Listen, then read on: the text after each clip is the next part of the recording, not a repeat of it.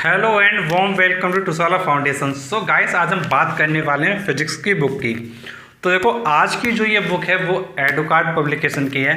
तो यार बात करेंगे कि ये जो एडुकार्ड की बुक है ये तुम्हारे एग्जाम के पॉइंट ऑफ व्यू से कैसी रहेगी। तो चलो हम लोग बात कर लेते हैं। तो देखो, जैसा तुमको मालूम है कि ये एक तुम्हारी क्या क्वेश्चन बैंक है जिसके थ्रू तुम क्या अपनी तैयारी कर सकते हो। अब इस क्वेश्चन बैंक में, फिजिक्स की इस क्वेश्चन बैंक में क्या ऐसा दिया गया है, तो बहुत सारी चीज़ें देखते हैं और कंप्लीट रिव्यू करते हैं। तो देखो, सबसे पहले तुमको ये जो स्टार्टिंग का पेज है वो तो मैंने तुमको दिखाई दिया कि भाई स्टार्टिंग में क्या तुमको गिवन है। तो स्टार्टिंग पेज आपने देख लिया, तो इस टाइप की बुक है। अब आगे जब हम आएंगे तो स्टार्टिंग में यहाँ पर क्या है, इम्पोर्टेंट फैक्टर्स दिए हुए हैं बुक के। तो इसमें कुछ तुमको ज़्यादा लेना देना है नहीं। फिर अब आगे आओगे तो कुछ इन्होंने बुक के बारे में कुछ बेसिक चीज़ें लिखा हुआ है। जो मेन चीज़ आती है वो यहाँ से आती है सिलेबस से एंड इंडेक्स से। तो स्टार्टिंग में क्या दिया हुआ है बुक में, तो उन पॉइंट्स को हम लोग नोट करते हैं। तो स्टार्टिंग में सबसे पहले जो आपके काम का है वो है इंडेक्स, और दूसरी चीज़ तुमको जो दिया गया है वो दिया गया है यहाँ पर सिलेबस का एक टेबल बनाएं। तो ये तुम्हारा एक सिलेबस का यहाँ पे टेबल बना। तो स्टार्टिंग में ये दो चीज़ें तुमको क्या है मिलेगी। अब हम लोग जब आगे बढ़ेंगे तो इनका जो चैप्टर्स है वो डायरेक्टली स्टार्ट हो गया। Chapter number 1 force. तो देखिए, बात करते कि जैसे इनका क्या है, फिर चैप्टर स्टार्ट हो गया है। तो चैप्टर 1 इनका क्या है, फोर्स दिया है। तो देखते हैं कि भाई इसके अंदर इन्होंने क्या क्या दिया हुआ है। तो देखो, जब हम लोग आगे आएंगे तो देखो क्या दिया हुआ है। तो पहले इन्होंने क्या किया है, बेसिक कॉन्सेप्ट किया है। बेसिक कॉन्सेप्ट इन्होंने क्या स्टार्ट किया है बुक में। तो स्टार्टिंग में इन्होंने क्या किया है, बेसिक कॉन्सेप्ट के बारे में बात करी है। तो इन्होंने दिया क्या है चीज़ों को, वो समझिए कैसे दिया है। तो पहले इन्होंने लिखा है टॉपिक 1 और उसमें लिख दिया है बेसिक कॉन्सेप्ट ऑफ फोर्स। फिर इसके बाद इन्होंने दिया है टॉपिक 2। अब टॉपिक 2 में इन्होंने दिया है टॉर्क और मूवमेंट ऑफ फोर्स इन्होंने दिया है। फिर इसके आगे आओगे तो टॉपिक 3, टॉपिक 4, इस तरीके से आगे आपको दिया हुआ है। और देखो, पॉजिटिव बात अगर मैं तुमसे बात करूं इस बुक की, तो इस बुक की पॉजिटिव बात जो मुझे दिख रहा है अभी यहाँ पे, जो टॉपिक वाइज दिए हुए हैं सारे टॉपिक। तो इस टॉपिक में जितने जैसे इनके टॉपिक दिए, topic 1, topic 2, topic 3, topic 4, topic 5, इस तरीके से इनके टॉपिक दिए हैं। अब इन टॉपिक के साथ में इन्होंने क्या किया है वो देखिए। इन टॉपिक के साथ में इन्होंने क्या एग्जाम्पल्स भी दिए हुए हैं और डायग्राम को बहुत अच्छे से समझाया हुआ है। मीन्स इसमें डायग्राम्स के बेसिस पर आपको थ्योरी को एलेबरेट किया गया है। जैसे आप ये देख सकते हो, जैसे सेंटर ऑफ ग्रेविटी यहाँ दिया हुआ है। तो सेंटर ऑफ ग्रेविटी में क्या है, यहाँ पे क्या है, डायग्राम वगैरह दिया हुआ है। तो अगर मैं तुमसे बात करूँ आगे इसमें बुक में, तो टॉपिक 5 में इनका दिया है यूनिफॉर्म सर्कुलर मोशन। अब इसके आगे बात करते हैं और क्या है। तो देखो, इसके आगे पॉइंट नंबर 4 में अगर मैं तुमसे कहूँ तो वो है तुम्हारा ऑब्जेक्टिव क्वेश्चन दिए हुए हैं। ऑब्जेक्टिव टाइप क्वेश्चंस मीन्स इसका मतलब क्या हुआ, ये तुम्हारे एमसीक्यू क्वेश्चन इन्होंने क्या है दे दिए हैं। जो तुम्हारे पेपर में मल्टीपल चॉइस क्वेश्चन आते हैं वो तुम्हारे यहाँ से क्या है कवर होंगे। अब मल्टीपल चॉइस क्वेश्चन के बाद अगर मैं तुमसे बात करूँ तो आगे हम लोग देखेंगे। तो मल्टीपल चॉइस क्वेश्चन इन्होंने दिए हुए हैं। जैसे मैं अगर देख रहा हूँ आगे, तो मल्टीपल चॉइस पहले इन्होंने दिया, फिर उसके बाद इन्होंने क्या किया है 2 मार्क्स वाले क्वेश्चन दिए हैं, और 2 मार्क्स वाले के बाद इन्होंने क्या है 4 मार्क्स वाले क्वेश्चन भी दिए हुए हैं।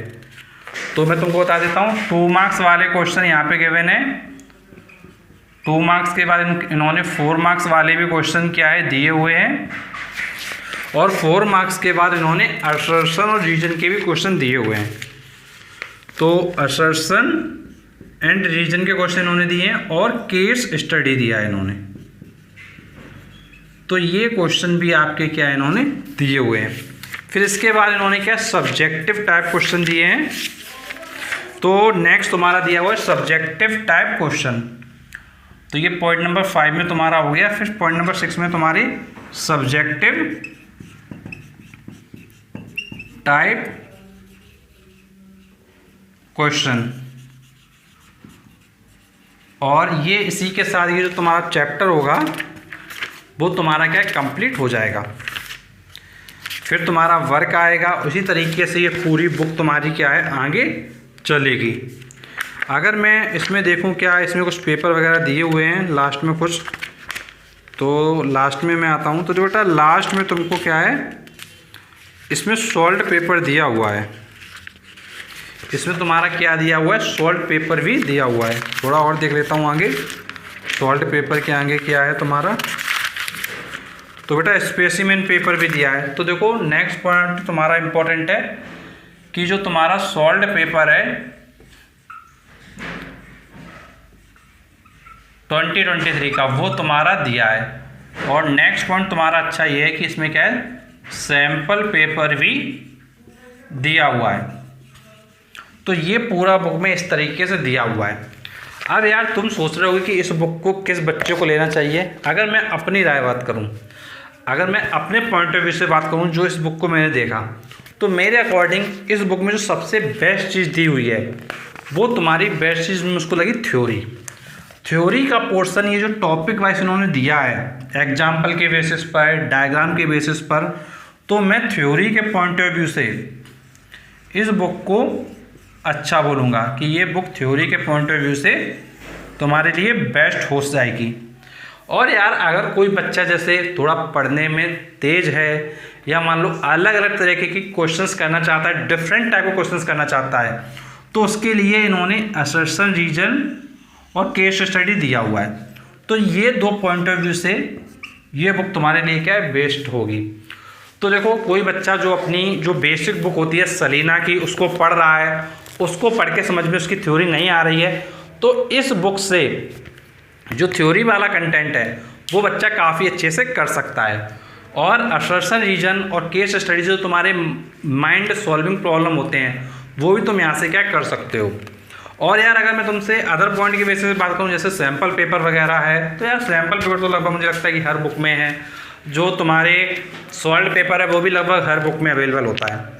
तो इस बुक की मुझको जो अच्छी खासियत लगी वो मुझे यही लगी कि भाई इसमें जो भी थ्योरी वाला पोर्शन है वो एग्जाम्पल एंड डायग्राम के बेसिस पर दिया हुआ है, जो इस बुक को काफ़ी अट्रैक्टिव बनाता है। और अगर तुमको टफनेस लेवल की तरफ जाना है तो असर्शन रीजन केस स्टडी भी तुमको एक अच्छे लेवल पे लेके जाता है। तो ओवरऑल तुमने समझा कि भाई एडुकार्ड बुक कैसी है, किस बच्चे को लेनी चाहिए। तो ये क्वेश्चन बैंक है, तुम्हारे लिए बेटर साबित हो सकती है। तो अगर तुम बाय करना चाहो तो तुम डेफिनेटली बाय वगैरह कर सकते हो। डिस्क्रिप्शन में तुमको सारे लिंक वगैरह मिल जाएंगे।